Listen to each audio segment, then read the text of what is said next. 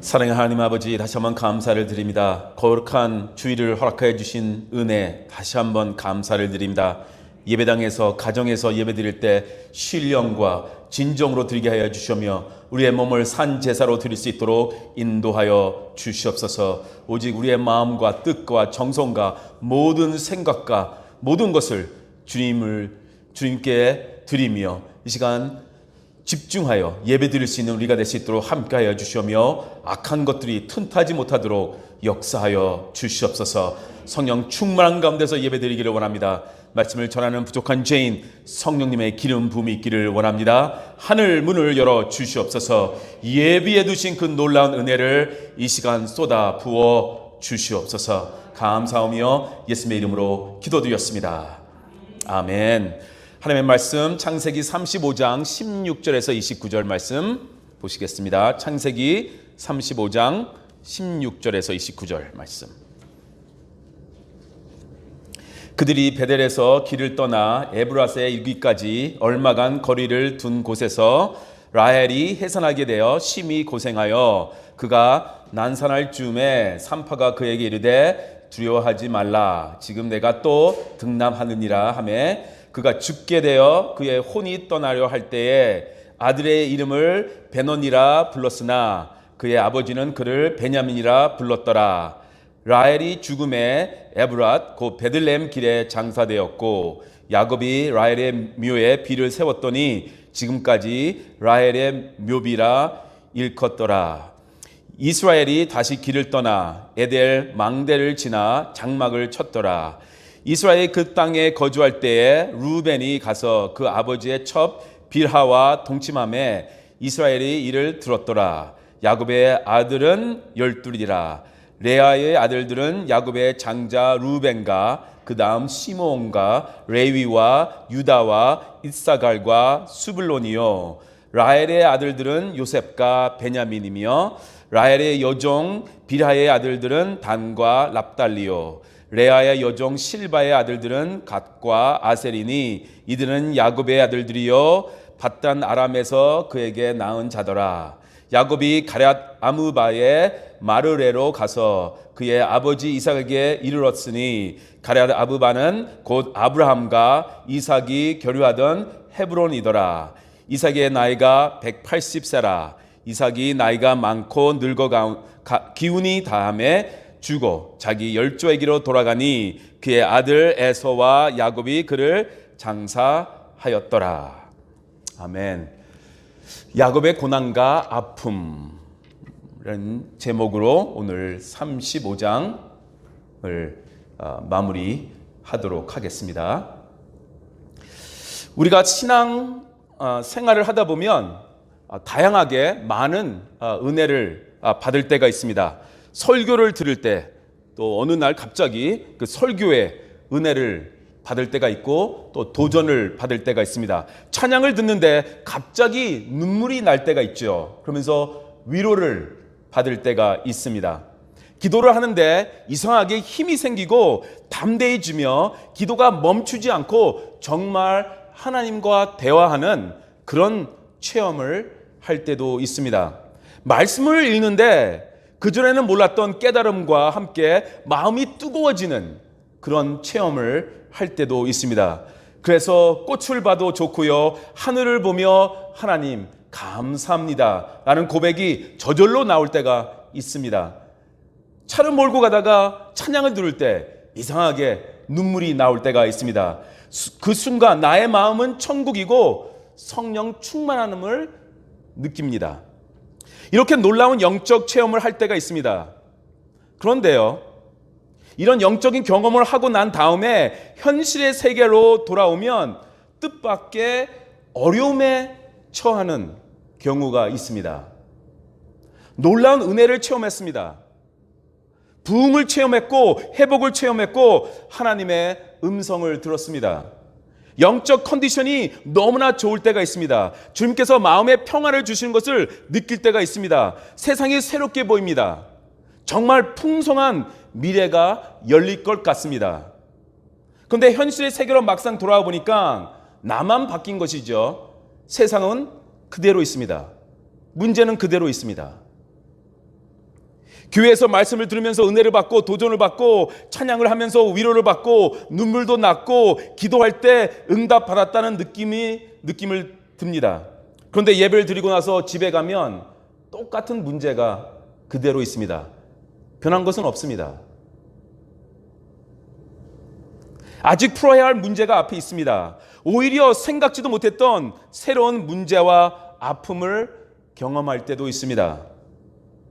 오늘 우리가 부른 찬양의 가사처럼 어제와 다른 괴로움과 슬픔이 또 나를 오늘 기다리고 있는 것입니다. 마태복음, 마가복음, 누가복음 거기를 보시면 예수님께서 세 명의 제자 베드로, 야고보, 요한을 데리고 산에 올라가셔서 그들이 놀라운 영적 경험을 하는 이야기를 기록한 것을 우리가 볼 수가 있습니다. 이 세 명의 제자들은 예수님을 따라 산에 올라가서 근데 나머지는 지금 산 아래에 있죠. 근데 이 세 명은 예수님을 따라 올라가서 놀라운 영적 경험을 합니다. 영적 체험을 합니다. 예수님께서 제자들 앞에서 빛이 나시고 구약의 선지자 모세와 엘리야와 대화를 하는 모습을 보게 됩니다. 이것을 변화산 사건이라고 우리가 말을 하고 있죠. 변화산에서 하늘 영광을 체험하신 예수님, 그리고 그 놀라운 장면을 목격한 그 제자들, 산에서 내려오면서 정말 모든 것이 이 세상이 변화됐을 것이다. 그런 느낌을 가지고 산에서 내려왔을 것입니다. 이제 내려오면 아무런 문제가 없을 것이다. 그런데 내려오자마자 어떤 일이 생깁니까? 문제가 생기죠. 귀신 들린 아이의 아버지가 와서 도와달라고 합니다. 물론 예수님은 아무런 문제 없이 그 귀신을 내쫓습니다. 근데 제자들은 그런 일을 하지 못하죠. 산에서는 은혜를 받았는데 영적 체험을 했는데 산에서 내려오니까 귀신 들린 자가 찾아와 도와달라고 합니다. 그런 문제가 기다리고 있는 것입니다. 오늘 본문에서도 좀 비슷한 상황을 발견합니다. 하나님께서 베델로 올라가라 말씀하시는 것을 듣고 야곱은 베델로 올라갑니다. 거기서 하나님을 새롭게 체험합니다. 엘 베델이라는 새로운 이름을 주면서 하나님의 집이라는 말을 하면서 거기서 영적 체험을 합니다. 제대로 예배를 드리죠. 야곱의 이름을 이스라엘이라 부르겠다. 그 말씀도 듣습니다. 너의 후손에서 왕이 나올 것이다. 너와 너의 후손을 내가 축복해 줄 것이다. 그 음성도 듣습니다. 얼마나 놀라운 영적 체험입니까? 하나님의 음성을 들었습니다. 얼마나 신이 났겠습니까? 얼마나 감격스럽습니까?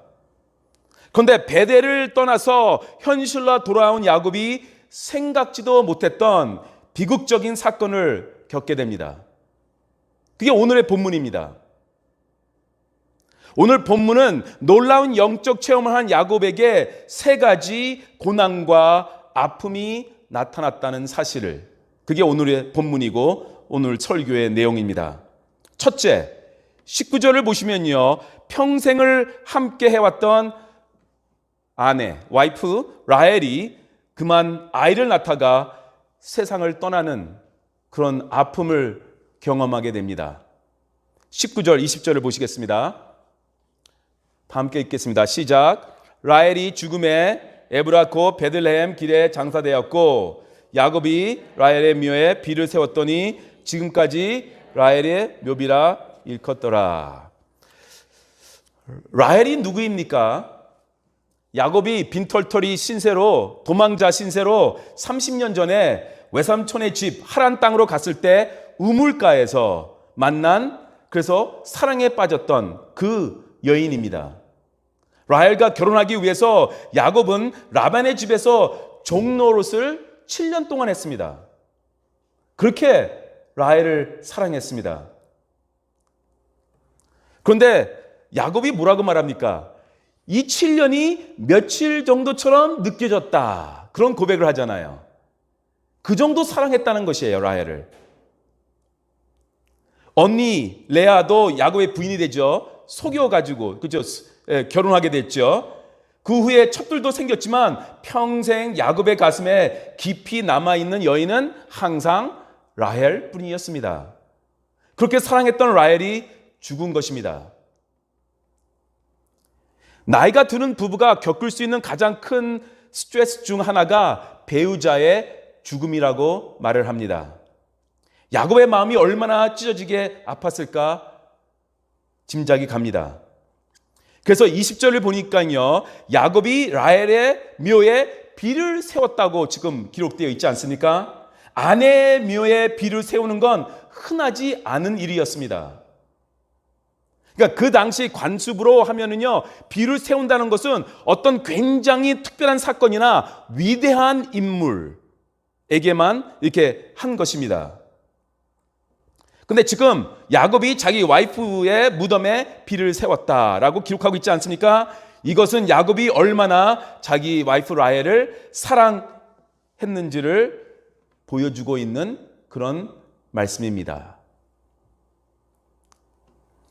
근데 여기서 또 우리가 하나 중요한 것을 생각해야 됩니다. 과거에 야곱과 라헬에게 있었던 일을 우리가 살펴봐야 됩니다. 안타깝게 라헬은 그녀의 둘째 아들을 낳다가 지금 죽는 것이잖아요. 야곱에게 총 12명의 아들이 생기잖아요. 우리가 좀 읽었죠. 야곱의 첫 번째 아내 레아가 루벤, 시므온, 레위, 유다, 이사가, 스불론을 낳습니다. 총 6명을 낳습니다. 레아의 여종 빌하가 있는데 빌하는 단 그리고 납달리를 낳죠. 2명을 낳습니다. 그리고 라헬의 여종도 있었습니다. 라헬의 여종이 실반데 갓 그리고 아셀을 낳습니다. 2명을 낳습니다. 라헬은 요셉과 베냐민을 낳습니다. 2명. 그래서 총 12명이 된 것입니다. 근데 라헬의 불행한 죽음은 오래전 그녀가 훔친 우상을 찾는 라벤에게 야곱이 한 맹세가 있었어요. 그거 기억나시죠? 우리가 그 구절을 살펴봤는데 야곱이 무슨 맹세를 했습니까? 야곱은 라헬이 라반의 우상을 훔친 것을 모르고 만약에 훔친 자가 있으면 반드시 죽을 것이다. 그렇게 말을 했습니다. 창세기 31장에 나온 내용입니다. 라헬이 야곱과 함께 야곱의 고향으로 몰래 도망가면서 라반이 섬기고 있던 우상을 훔쳐 나옵니다. 라헬이 왜 그것을 했는지 모르겠습니다. 그 10년 전에 있었던 일이 그녀의 죽음을 지금 가져오게 한 것입니다. 모든 행동과 말에는 결과가 뒤따르는 것입니다. 함부로 또 쉽게 우리는 말해서는 안 됩니다. 그 결과는 무서운 결과가 나올 수 있기 때문입니다. 18절을 보시기 바랍니다. 그가 죽게 되어 그의 혼이 떠나려 할 때에 아들의 이름을 베논이라 불렀으나 그의 아버지는 그를 베냐민이라 불렀더라. 막내를 낳다가 라헬이 죽게 되는데 라헬은 남편을 두고 이렇게 아이를 낳다가 죽는 자신의 신세가 너무 서글퍼서 그 아이의 이름을 베노니라고 부릅니다. 베노니, 그 이름의 뜻은 나의 슬픔의 아들이라는 뜻입니다. 나의 슬픔의 아들. 그게 베노미라는 뜻입니다. 베노니. 얼마나 라헬이 자기의 운명이 서러웠던지 나의 슬픔의 아들이라고 아들 이름을 지어주면서 죽습니다. 그 순간 죽으면서 자신이 느꼈던 것을 아들의 이름으로 이렇게 표현한 것 같습니다. 사실 하나님을 믿는 우리도 베노미니라고 탄식할 수밖에 없는 그 슬픔의 순간들, 그 아픔의 순간들, 그 힘들고 괴로운 순간들 우리에게도 있지 않습니까? 정말 베노니라고 탄식할 수밖에 없는 그런 순간들이 우리에게도 있습니다. 그러나 그런 여러 베노니 순간들에 있을 때 그때 우리는 가장 절실하게 하나님의 손을 붙잡아야 할 줄 믿습니다. 놀라운 영적인 경험을 해서 신앙이 좋은 야곱이었지만 아내의 죽음 앞에서는 너무 슬퍼하고 있었을 것입니다. 그런데 야곱은 그 슬픔만 붙잡고 있었던 것은 아닙니다. 라헬이 숨을 거두면서 베노니라며 슬픔의 아들이라고 부르는 말을 야곱이 그 이름을 취소해 버립니다. 그리고 뭐라고 부릅니까? 베냐민이라고 이름을 바꿔 부릅니다. 베노니에서 베냐민으로 이름을 바꾼 것입니다. 그러면 베냐민은 무슨 뜻입니까? 기쁨의 아들이라는 뜻입니다. 기쁨의 아들. 야곱은 지금 슬픔 뒤에는 기쁨의 보상이 있을 것이라 미리 선포한 것입니다. 지금 이 순간은 베노니 순간이다. 그렇지만 곧 베냐민 순간이 올 것이다. 지금은 슬프지만 곧 하나님께서 위로해 주시며 기쁨의 순간이 올 것이다 라고 선포를 미리 해버리는 것입니다. 이렇게 야곱과 라헬의 다른 점을 여기서 우리는 보고 있는 것입니다. 우리도 마찬가지입니다. 지금 이 순간은 슬픈 베냐민의 순간이지만 우리가 믿음을 가지고 주님을 붙잡고 일어나면 하나님은 반드시 슬픔의 베노니를 기쁨의 베냐민으로 바꿔주실 줄 믿습니다. 시편 30편 5절을 보시기 바랍니다. 쉬운 성경으로 함께 읽겠습니다. 시작. 그분의 진노는 잠깐이요 그분의 은총은 영원합니다. 밤새 울었더라도 아침이면 기쁨이 찾아옵니다. 네, 그렇습니다. 밤새 울었더라도 아침이면 기쁨이 찾아올 것입니다. 이게 바로 그리스도인들의 삶입니다. 여러분 중에 지금 베노니의 슬픈 순간을 지나는 분이 있으시다면 믿음으로 베냐민이라고 바꿔 부르시기를 바랍니다. 주님께서는 항상 우리에게 감당할 만한 시험만 주신다고 성경에 기록되어 있습니다. 그러므로 지금 여러분의 상황이 너무나 힘들다고 해도 여러분은 그것이 베노니가 아니라 베냐민으로 바꿀 수 있는 그런 믿음이 있다는 것을 기억하시기 바랍니다. 예수 그리스도의 이름으로 선포하시기 바랍니다. 하나님을 믿는 우리는 어떤 슬픔과 불행 중에도 기쁨의 베냐민의 축복이 주어질 것을 믿어야 합니다. 누구든지 그리스도 안에 있으면 새로운 피조물이다. 이 말씀을 믿으셔야 합니다. 베노니가 아니라 베냐민으로 사는 그런 기쁨이 우리 모두에게 있다는 것을 믿으셔야 합니다. 바로 그런 믿음이 슬픔 속에서도 기쁨을 붙잡게 하는 것입니다. 우리 모두에게도 그렇게 슬프고 힘든 베노니의 순간을 베냐민의 순간으로 바꿀 수 있는 우리 모두가 되기를 주님의 이름으로 축원합니다. 야곱에게 두 번째 아픈 일이 또 일어납니다.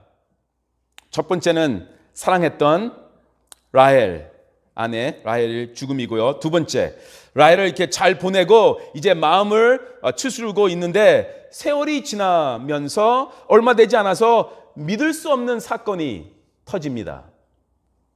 22절 보시겠습니다. 시작. 이스라엘이 그 땅에 거주할 때 루벤이 가서 그 아버지의 첩 빌하와 동침함에 이스라엘이 이를 들었더라. 이제부터 야곱을 이제 이스라엘이라고 이제 부르고 있는 것이죠. 이스라엘은 야곱입니다. 이제 하나님께서 야곱을 더 이상 야곱이라 부르지 말라. 너 이름은 이스라엘이라. 하나님과 씨름하여 이겼다라는 이름을 주시죠. 이스라엘. 이제 달라진 믿음의 사람으로 이제 살아가고 있다는 뜻입니다. 그런데 야곱에게 닥쳐온 두 번째 비극이 뭡니까? 첫 번째 아들 루벤이 야곱의 첩 빌하와 동침해 버린 것입니다. 있을 수 없는 일이 지금 일어난 것입니다. 이러한 죄악은 하나님을 안 믿는 이방인들에게도 흔치 않았던 일입니다. 그런데 이 귀한 믿음의 과문을 욕되게 하는 수치스러워 얼굴을 들고 다닐 수 없는 그런 심각한 범죄가 이 가정에서 일어난 것입니다. 이걸 보면서 저는요, 성경이 얼마나 무섭게 정직한 책인 것을 저는 볼 수가 있습니다. 이게 지금 믿음의 조상 아브라함의 가문이잖아요. 이렇게 쭉 내려가면 어떻게 됩니까? 다윗의 가문이 되죠. 좀 더 내려가면 어떻게 됩니까? 예수 그리스도의 족보 아니겠습니까? 우리 같으면 이런 내용들을 숨기고 기록할 필요가 뭐 있겠습니까? 그리고 좀 화려하게 포장해서 가문을 소개할 텐데 이 엄청난 이스라엘 최고의 가문의 족보에 나중에는 이게 이어서 예수 그리스도가 탄생할 그 메시아가 탄생할 그 족보에 이런 행위들이 다 기록되어 있다라는 것입니다. 왜 성경이 이렇게 정직합니까? 하나님은 인간이 아무리 잘난 척하고 있어도 인간은 죽을 수밖에 없는 죄인이라는 것을 지금 보여주고 있는 것입니다. 믿음이 아무리 좋다고 해도 우리는 죽을 수밖에 없는 죄인입니다. 이것이 인간의 모습이요 죄의 실체라는 것을 성경은 정직하게 이렇게 보여주고 있는 것입니다. 하나님은 우리에게 환상이 없으십니다. 우리는 너무나 잘 알고 있기 때문입니다. 우리도 인간에게 환상을 품지 마시기를 바랍니다. 어떻게 저 사람이 저럴 수가 있어? 어떻게 내가 그런 일을 할 수 있지? 인간은 그럴 수 있고 인간은 그렇게 할 수 있습니다. 그렇게 악한 게 인간입니다. 우리는 악하고 더러운 인간입니다. 그래서 하나님께서 예수님을 이 땅에 보내주셔서 우리의 죄를 대신 지시고 돌아가시게 하신 것입니다. 우리에게 문제가 없다면 그 하늘 영광을 버리고 예수님이 이 땅에 오실 필요가 없는 것입니다. 야곱이 이 끔찍한 일에 대해서 들었습니다. 그런데 야곱이 침묵합니다. 정말 고통스러워서 침묵을 했을 것입니다. 어떻게 이것을 말을 하면서 다닙니까? 고통과 치욕의 침묵으로 보여집니다, 지금. 그러나 우리가 나중에 배울 텐데요. 그러나 훗날 야곱이 세상을 떠나기 전에 12 아들들을 이렇게 불러서 축복하는 그런 장면이 나옵니다.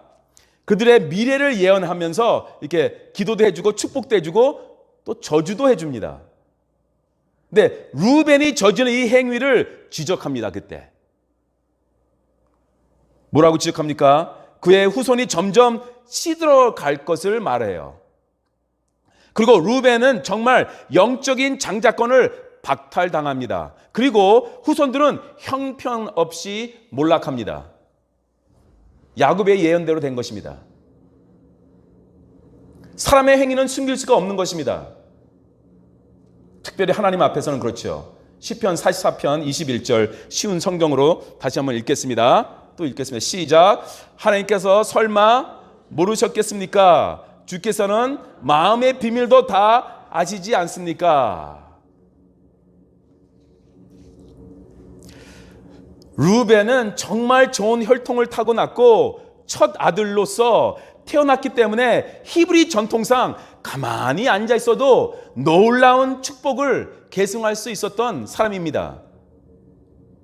그런데 하나님의 나라는 그렇게 혈통으로 얻어지는 것은 아니다라는 것을 또 보여주고 있죠. 유대인들이 이것을 착각하지 않았습니까?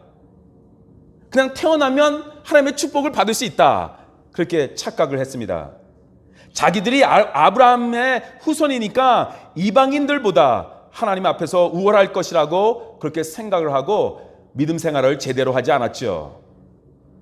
그렇게 생각하는 유대인들에게 예수님께서 말씀하십니다. 혈통을 믿지 말라. 내가 돌을 가지고도 아브라함의 자손을 만들 수 있다.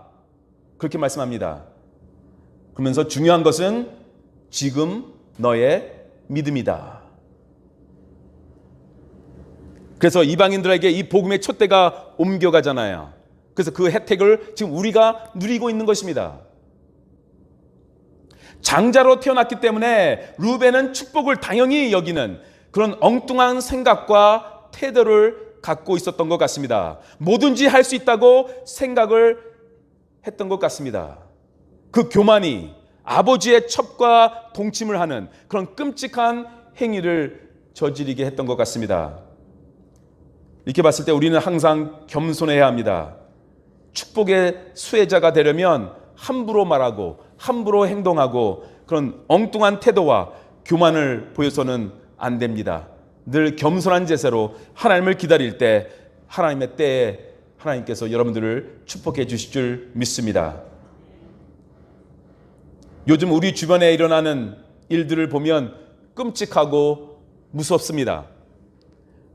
그래서 저도 다시 한번 우리의 자녀들을 얼마나 두렵고 떨리는 마음으로 우리가 믿음으로 잘 지도해야겠다, 이렇게 늘 생각하고 있습니다. 루벤이 이런 못된 짓을 어디서 배웠겠습니까? 저는 계속 세겜이 생각이 납니다. 그 세겜이라는 곳, 처음에 야곱은 베델까지 가지 않고 세겜이라는 곳에 머물렀잖아요. 세겜의 화려한 문화가 편하고 좋으니까, 거기서 돈을 많이 벌 수 있으니까 거기서 그냥 10년 넘게 살았던 것이에요. 하나님은 반드시 베델까지 가라 말씀하셨는데 거기까지 가다가 세겜에서 머뭅니다. 루벤이 세겜의 세속 문화에 그대로 노출이 된 것입니다. 우리의 자녀들도 얼마나 음란하고 폭력적이고 물질적인 이 세상 문화에 노출되어 있습니까? 끔찍합니다. 우리가 기도해서 영적인 보호막을 우리 자녀들에게 치지 않으면, 날마다 우리의 자녀들을 위해서 이렇게 중보 기도하지 않으면 언제 어떻게 우리의 자녀들도 이렇게 망가질지 모릅니다. 여러분, 두렵고 떨리는 마음으로 우리의 자녀들을 위해서 영적인 보호막을 치시기 바랍니다. 매일 중보 기도해야 됩니다. 우리의 자녀들을 위해서. 자녀들이 그냥 학교 다니고 학원에 왔다 갔다 이렇게 세월이 지나면서 성장한다고 멀쩡하게 성장하는 건 아닙니다. 거기서 무엇을 배우는지 우리가 모릅니다. 어떤 친구들과 어울리는지 모릅니다. 부모가 영적인 보호막을 쳐줘야 합니다. 영적인 교육에 신경을 써야 합니다. 그렇지 않으면 아무리 믿음이 좋은 가문의 자녀도 어떻게 될지 모릅니다. 야곱 얼마나 놀라운 사람입니까? 야곱의 아들입니다. 이렇게 무너지잖아요.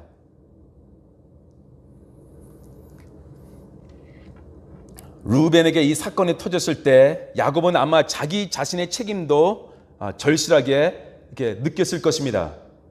베델까지 끝까지 가서 믿음의 보금자리를 하지 않고 그냥 세상적으로 잘 나가는 곳이라고 세겜에 머물러서 10년 넘게 살았던 그 후에 거기서 머물러 앉아 있었던 것이 이렇게 큰 사건이 된 것입니다.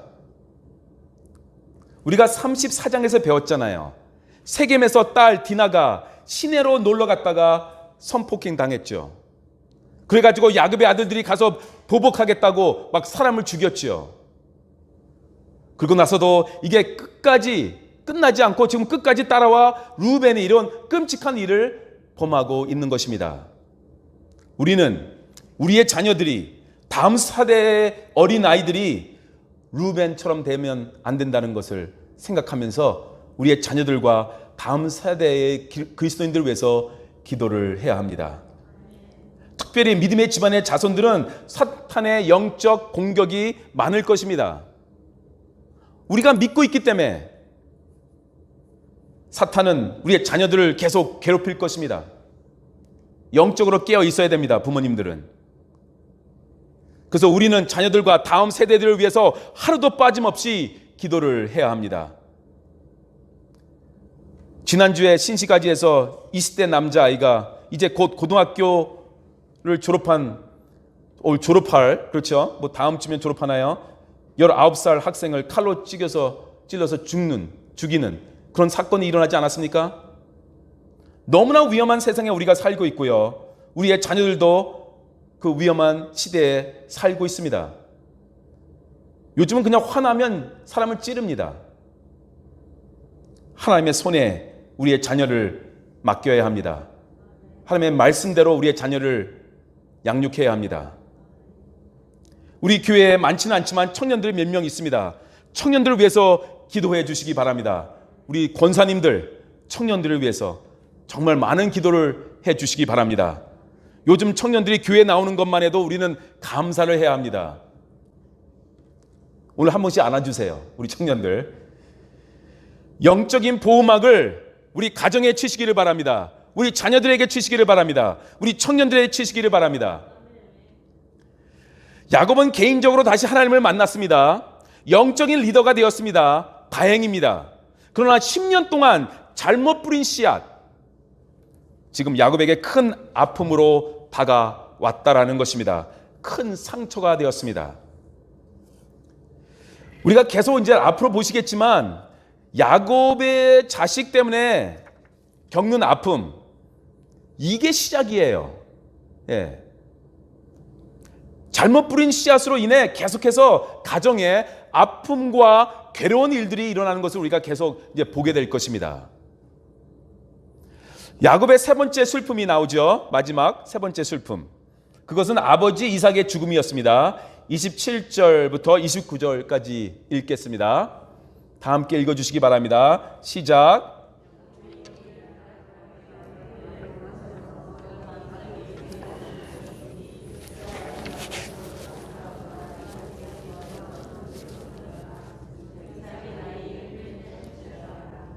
이삭이 나이가 많이 늙어 기운이 다함에 죽어 자기 열조에게로 돌아가니 그 아들 에서와 야곱이 그를 장사하였더라. 예, 마침내 이삭이 180세의 나이에 세상을 떠납니다. 이삭이 60에 야곱을 낳았으니까 야곱도 지금 나이가 많이 이제 들은 것입니다. 예, 계산하면 이제 20살이 된 것이죠. 나이가 들면서 야곱이 사랑했던 가족들이 하나 둘씩 자기를 떠나는 것을 지금 보면서 야곱이 슬퍼했고 정말 마음이 점점 허전했을 것입니다.